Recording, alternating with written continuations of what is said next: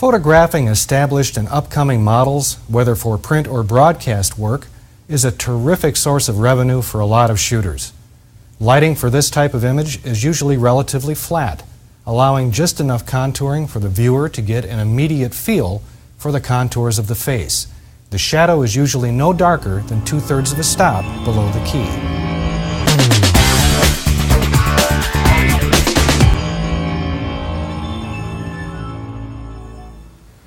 Headshots come in two varieties: those that show the features of an attractive and attention-getting face, and those that show those features with more expression in life. Since headshots are usually part of a comp card or portfolio, they can be whatever the model thinks will do the best job for him or her. Your job as a photographer is to get such a stellar performance from the model that it will be difficult to decide which way to go. Besides, even if your client doesn't choose what you think is best, you'll still have a tremendous selection to use for your own portfolio, and that's a win-win. One guideline for a headshot: the background is usually so out of focus or blown out by the light that it's not visually intrusive or recognizable. So, before I bring my model onto the set, let's take a look at what we might do with the background. I'm using this repainted slatted wall just for texture. I don't want to see a lot of it, just enough to be interesting but not enough to be recognizable. So I'm also going to use a longer focal length on my zoom lens, at least 120 millimeters, and power my strobes down so I can shoot with a pretty wide aperture. I'm lighting it from the side with a basic parabolic reflector fitted with a 30-degree grid so the light feathers across the surface, reasonably even exposure, and terrific texture. I have my model in place on her mark, and I've lit her with a medium 3-foot by 4-foot softbox set in the butterfly position right above the lens axis. Each of the two lights is powered by its own pack, so I can vary either. Let's do a quick exposure test, beginning with the background at 1 full stop over key. Cool. Now here's the same background at plus 2/3, and here at plus 1/3. I like the look, and I'm going to use 1 full stop over key.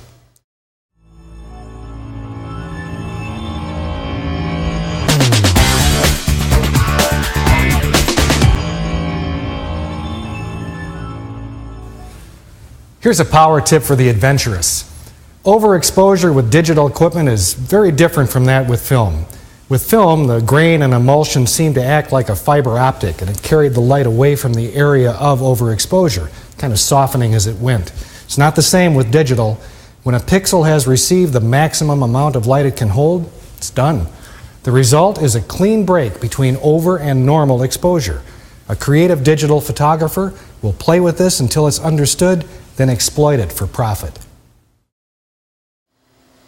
Great headshots are more than just a shot of a model's face. They are the personification of a model's visual attraction.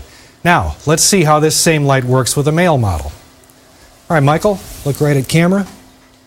That's terrific. Give me a little smile, please. And go a little brighter for me. Wonderful, that's great. Good, a little brighter. Terrific, terrific, terrific. Lean toward me just a little bit.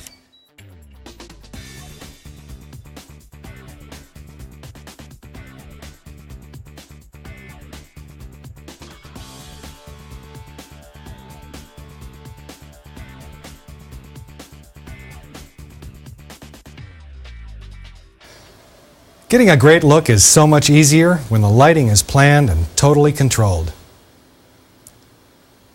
Lighting a headshot for an actor is different, in my opinion, than lighting one for a model. Where the model shot has to immediately convey good looks and photogenic qualities, not every actor can be a model. So an actor's headshot should indicate emotional depth along with the physical representation. An actor's headshot can be a perfect collaboration between photographer and client, because you'll set the light and your client will do most of the work. What I mean is, find out how your client sees his or her persona, then direct the shot to that end. We can use the same set, our slatted wall, and keep it out of focus as we did the model headshot, but we'll make the image more intimate by changing the backlight as well as the modifier on the key and adding bookends for effect. The trick to this shot is to be sure the subject is close enough to the background so that the background is lit, yet far enough away to keep it shadow-free. So I've modified my key with an umbrella to produce a broad source with snap and contrast, and I put a strip light softbox to camera left to light the side of his head as well as just a little of the background. I'll place the key at camera left in the closed loop position. Now, I want to give the impression of stage light, so I'm going to power my softbox up plus 2/3 over key. This is brighter than what you might typically use and may actually blow out a little bit, but it will add to the illusion of theater. To keep flare off the lens, I'll use a black bookend as a gobo between the softbox and the camera. Notice that the side light is hitting him across the nose. This can be compositionally dangerous, so be careful that the side light does not throw its own shadow on his face.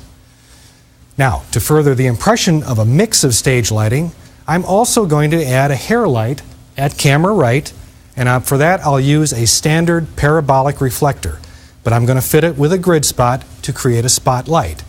This light is harder in appearance than the softbox, and I want it to definitely look different from the other side, so I'm going to power it to equal the output of my key.